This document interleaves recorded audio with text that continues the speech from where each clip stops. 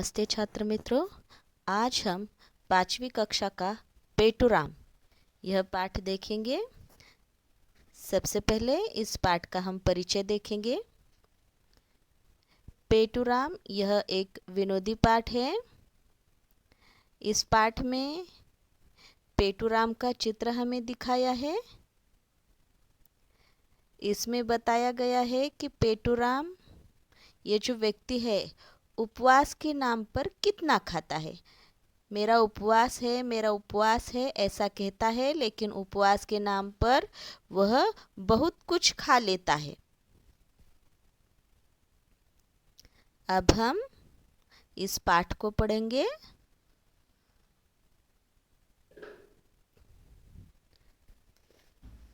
चलिए, भोजन तैयार है, आप भोजन कीजिए।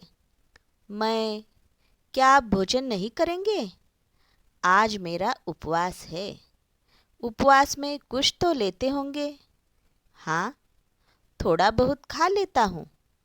फिर संकोच कैसा? कृपया बताइए। अंगूर मिलते हैं? हाँ, बहुत मिलते हैं। केवल आधा किलो मंगवा ले। और आधा दर्जन केले, 1 किलो सेब और 1 पाव मेवा, 1.25 पाव मिठाई, बस या कुछ और? आधा लीटर दूध और रबड़ी, बस। ठीक, और कोई आज्ञा? नहीं नहीं, आज मेरा उपवास है। व्रत के दिन मैं अधिक नहीं खाता। अब हम ये जो पाठ है यह एक मनोरंजक पाठ है, विनोदी पाठ है। अब इस पाठ में कुछ कठिन शब्द आए हैं, वो हम देखेंगे। भोजन, भोजन, भोजन का अर्थ है खाना। उपवास, उपवास यानी भोजन का त्याग करना, यानी कुछ भी न खाना। संकोच,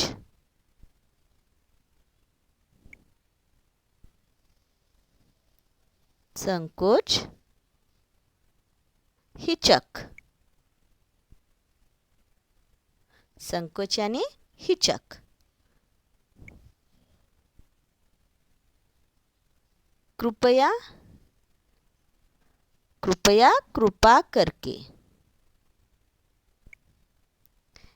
केवल, सिर्फ।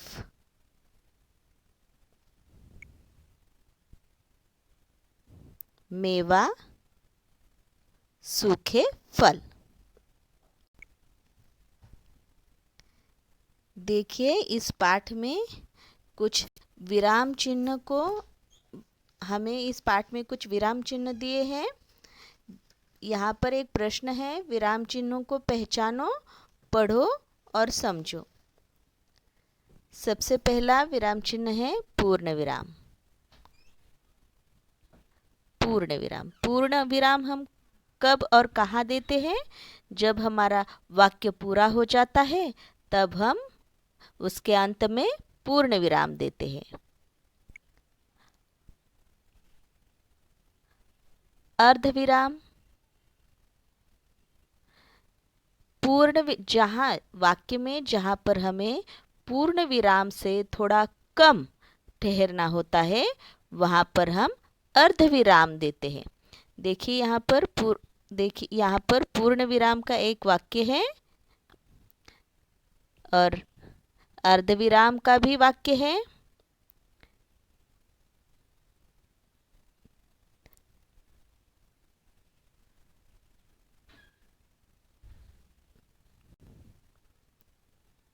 अल्प विराम, अल्प विराम कहाँ देते हैं? जहाँ पर हमें अर्ध विराम से थोड़ा कम ठहरना होता है। देखिए, अल्प विराम हम कहाँ देते हैं?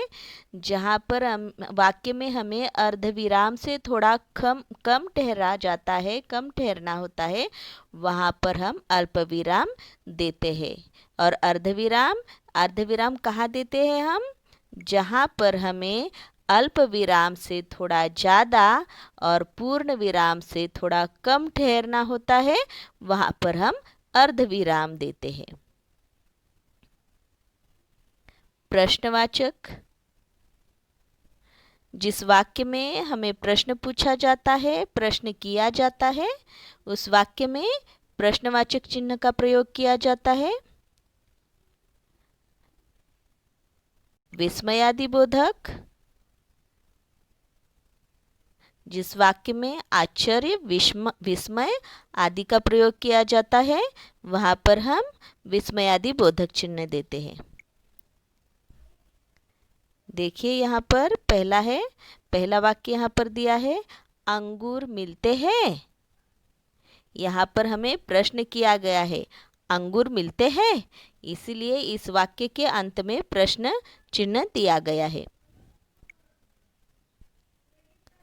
मैं, दूसरा वाक्य में क्या है, देखिए दूसरे वाक्य में मैं, यहाँ पर आश्चर्य किया गया है और इसीलिए इस वाक्य में विस्मयादि बोधक चिन्ह का यहाँ पर प्रयोग किया है।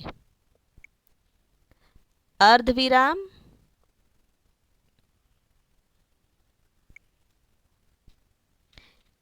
तीसरा वाक्य है, देखिए तीसरा वाक्य में अल्प विराम का प्रयोग किया गया है। इस तीसरे वाक्य को हम पढ़ते हैं, आधा दर्जन केले, 1 किलो सेब। देखिए यहाँ पर हमें थोड़ी देर ठहरना होता है। आधा दर्जन केले, इसके बाद हमें थोड़ी देर ठहरना होता है, इसलिए यहाँ पर अल्प विराम का प्रयोग किया है। आधा दर्जन केले, 1 किलो सेब। और अंत में वाक्य पूरा होने पर यहाँ पर पूर्ण विराम का प्रयोग किया गया है।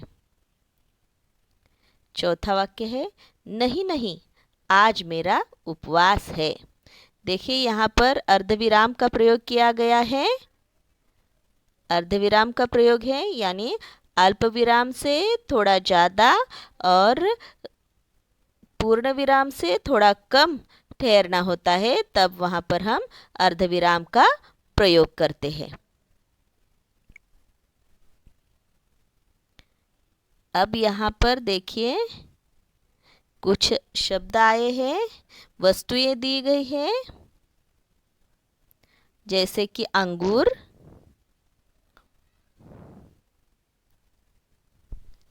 दूध, मिठाई, केले, कपड़ा, पेट्रोल। देखिए दूध, इस तरह के कुछ शब्द है जो हम देखेंगे कि ये जो वस्तुएं हैं, ये वस्तुएं किस माप में तौली जाती है। जब हम बाजार जाते हैं तो अगर हमें अंगूर खरीदने होते हैं तब वह किस माप में तौली जाती है यह हमें मालूम होना चाहिए। अगर हम दूध किलो में मांगेंगे तो वह जो व्यक्ति है दुकान में वो हम पर हंस पड़ेगा। इसीलिए हमें वस्तुएं किस माप में तौली जाती है यह भी हमें मालूम होना चाहिए। देखिए अंगूर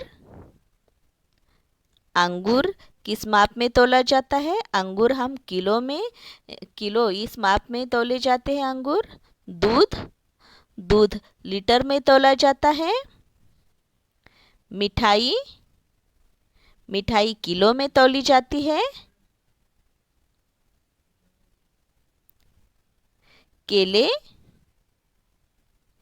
केले दर्जन में तौले जाते हैं।